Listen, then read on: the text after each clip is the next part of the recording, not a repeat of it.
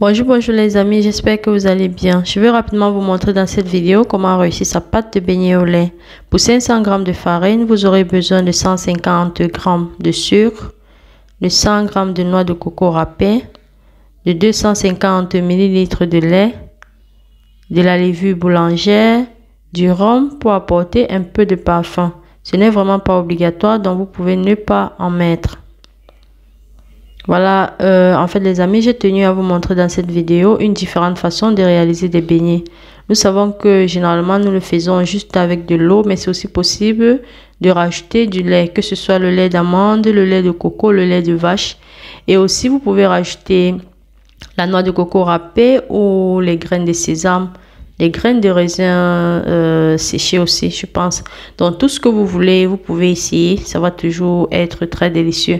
Donc, dans un premier temps, je vais mélanger le sucre, la farine et la noix de coco râpée. N'oubliez pas de rajouter 1 à 2 pincées de sel.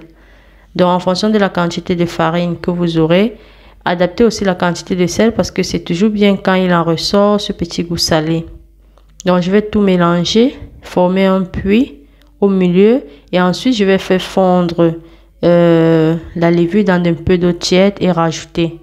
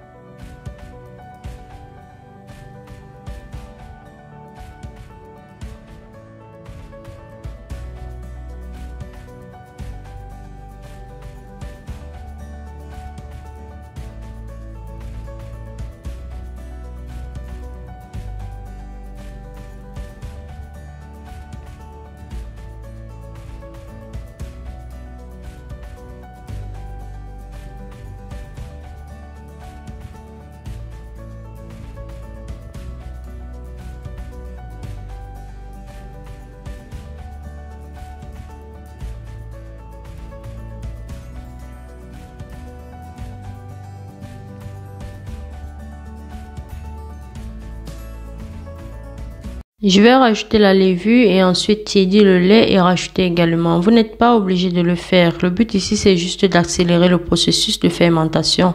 Donc, si vous faites tiédir le lait, ça vous prendra moins de temps que si vous ne le faites pas. Et en plus, si vous êtes dans une zone chaude, vous n'avez forcément pas besoin de le faire. Et aussi, les amis, voilà, si vous avez à peine sorti votre lait du frigo, vous devez absolument le tiédir parce que dans son état glacé, il va vraiment fausser votre processus de fermentation. Donc après avoir fait, je vais rajouter dans la farine et commencer à travailler ma pâte. C'est vraiment ici que réside le secret de la réussite d'une pâte pour beignet. Donc bien travailler sa pâte. Vous allez utiliser vos doigts pour le faire. Donc vous allez laver votre main et voilà, l'utiliser pour pétrir votre pâte.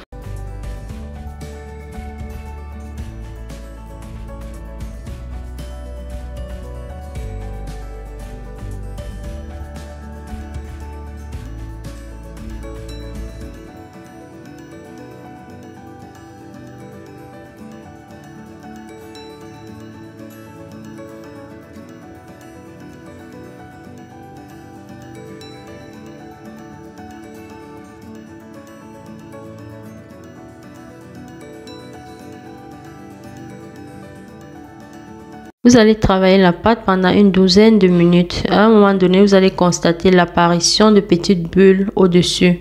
C'est un signe positif. C'est un signe qu'en fait, votre fermentation va réussir.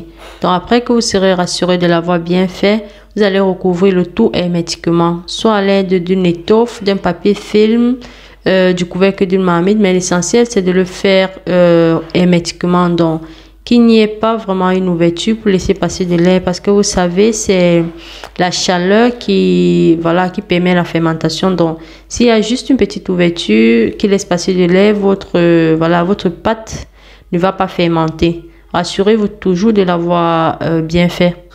Et ensuite, vous allez déposer le tout dans un endroit chaud de votre maison et attendre environ 2 heures de temps.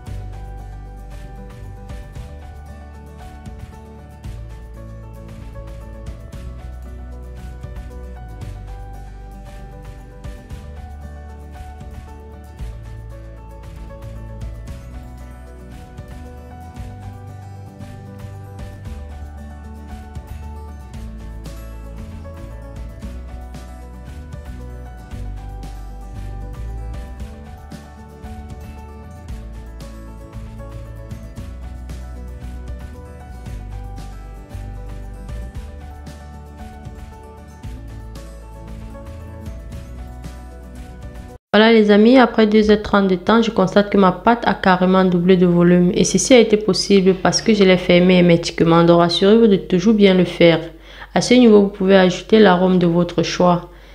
Et au début les amis, j'ai oublié de vous dire la quantité de levure que vous pouvez utiliser. Moi, j'ai pris le quart d'un cube de levure pour 500 g de farine. Parce que j'ai constaté que quand on en rajoute trop, les beignets à la fin durcissent. Donc, je sais pas vraiment si c'est la raison. Mais voilà, si vous utilisez 1 kg de farine, vous pouvez prendre la moitié d'un cube de levure ou bien plus de la moitié, ça dépend. À ce niveau, vous pouvez commencer votre friture.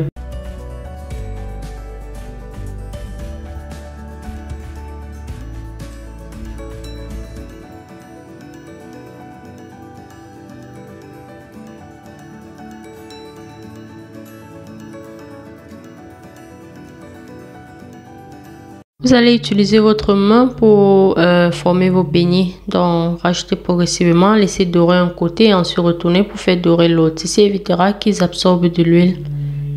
Voilà la famille, c'est tout ce que j'avais à vous montrer aujourd'hui dans cette vidéo. J'espère que vous avez apprécié. Si c'est le cas, n'hésitez pas à me laisser des pouces bleus, des petits commentaires et à la partager avec vos proches.